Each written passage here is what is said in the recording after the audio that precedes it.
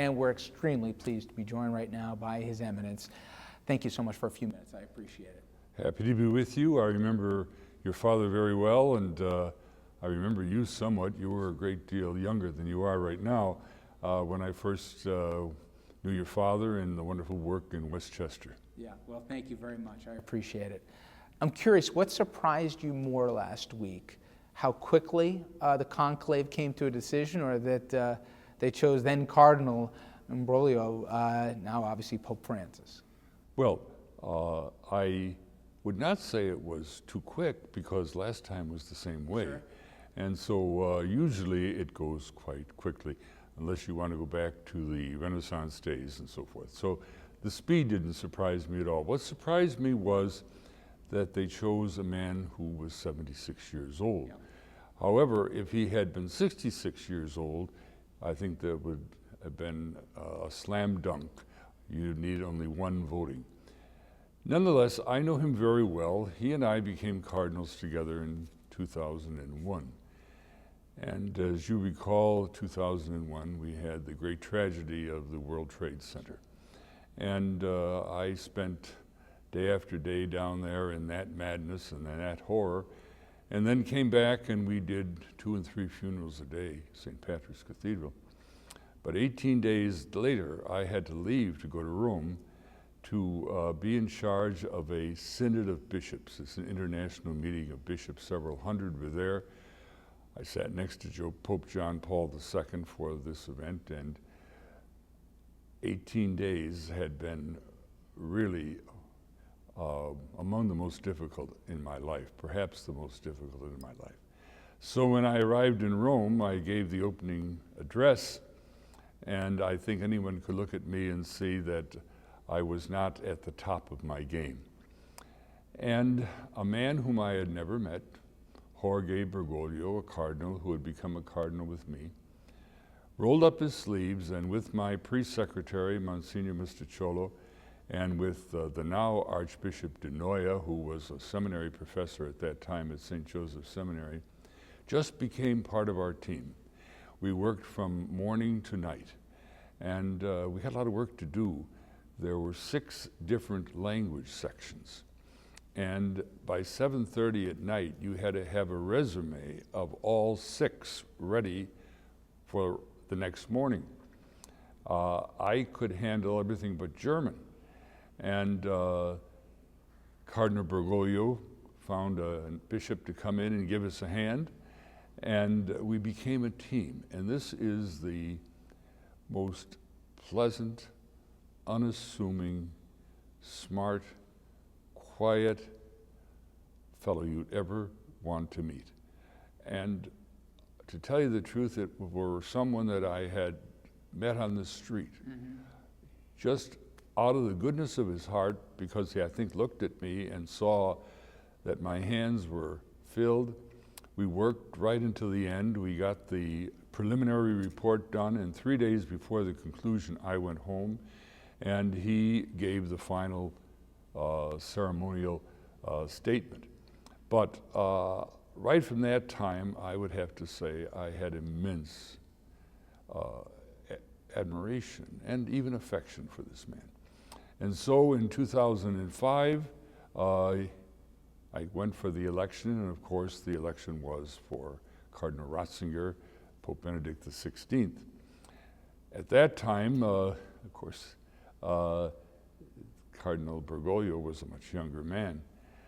And while I certainly would vote for him in any office, including the executive of Westchester County if he would run, or mayor of New York, or anything else, at 76, I didn't think that they would be voting for him. But I was on NBC TV with Brian Williams while all of this was happening, and everyone tells me they could see on my face that he would certainly have had my vote had I been a voter. So I think you have a very lovely, calm, unpretentious, humble, quiet, smart gentleman. And I found him out to be that many, many years ago when we were in Rome in preparation for this conclave. I said to him, you know, you promised me you were coming to New York. He's very interested in classical music. And I said, we were going to hear some good music together. He said, oh, I've been very, very busy, but we'll do it. I don't think we'll do it now. So in any event, I have great affection for him, great admiration for him, and I think everyone's going to like him because he's immensely likable. Just a process question. Apparently, when Cardinal Ratzinger became Pope Benedict, in the voting, now Pope Francis was second. How much lobbying really goes on? We hear it's not political, but everything's political. How much, especially when you're talking about the first pontiff from the New Americas, the first pope from outside, in the last millennium at least, the last 1,000 years, from outside of Europe, and they don't know each other as well. Sure. How much horse trading really goes on when figuring out who's in whose camp? Sure.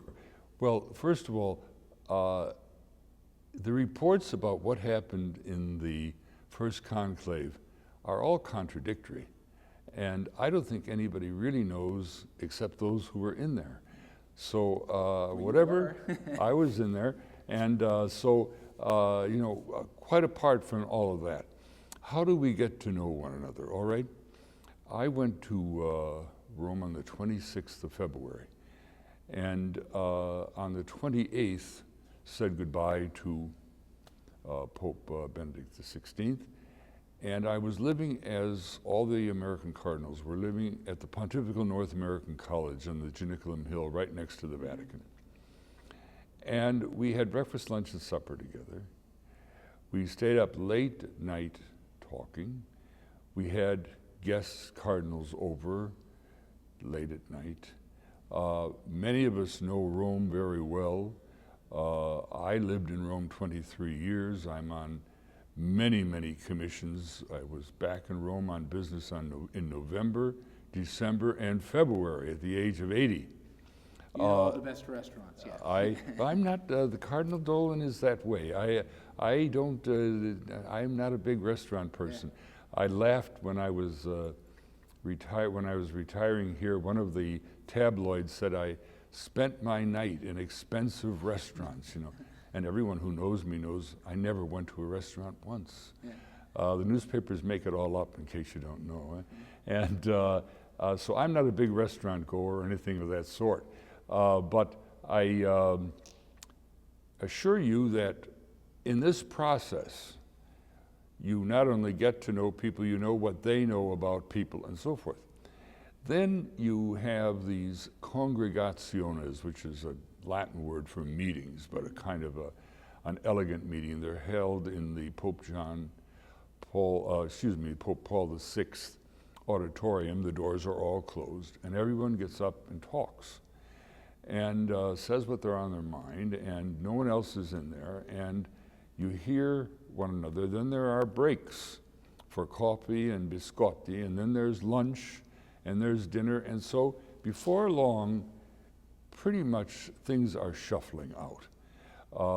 So I would say that, I hope this isn't exaggerated, I would know enough to say hello and say something to 60% of the 115 cardinals. Because of all the committees I'm on and because I worked in the Curia for so many years myself. I'll tell you something I told one other reporter. I actually had 5 of the electors in class. Really? That's right. And I found out about the 5th, the Cardinal Archbishop of Bombay, when I walked in for the first of the congregations. Oh, my old professor. I said, what did I teach you? He said, you taught me concerning matrimony at the Gregorian University. The man that gave the report on economics, I taught De Processibus, concerning processes in the law school of the Rota.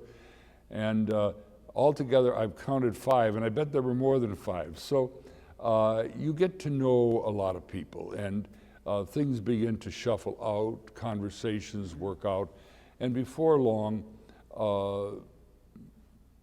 certain people are being zeroed in on. And so that's really how it works. What would you characterize the health of the church that now Pope Francis takes over? Well, you see, I think it's much better than the I guess, press. does it matter where you ask the question? Pardon me? Does it matter geographically where you ask that question? That's how I was going to say. I would say it's much better here in New York than I seem to hear in other parts of the world. I was here as Archbishop for 9 years, and we grew by 204,000 registered parishioners. Well, that's a diocese. In my 9 years, contrary to everything you might have heard, we grew by well over 15,000 in the enrollment in our schools. The budget of our Catholic charities went up 126% in 9 years. So I don't see, I've never had any of this scandal business, as you know, and so I don't see anything but a very bright future. But you know, I'm a good New Yorker, and New Yorkers kind of focus on New York. When I came here, I left all committees. I was on boards of colleges and universities and that sort of thing. I left committees at the United States Conference of Catholic Bishops and just focused on New York. And so I guess you're really just talking to a New Yorker, right? But I think the church has got a very bright future. Certainly it does here. It was always my pleasure and desire that our seminary would be the seminary for the Diocese of Brooklyn and the Diocese of Rockville Center. That would be in Brooklyn and Queens and Long Island. And finally, 2 years ago, we finally achieved that. And I was out at the seminary and know the pews are filled. I was staying at the American College during my days in Rome before I came home, before the conclave. And I believe in something like 3 years, the enrollment is doubled. I think it's somewhere around 250, 300. So I'm seeing an awful lot of things about which to be very optimistic. So pretty much, you answered my question precisely. About what part of the world are you speaking? Mm-hmm.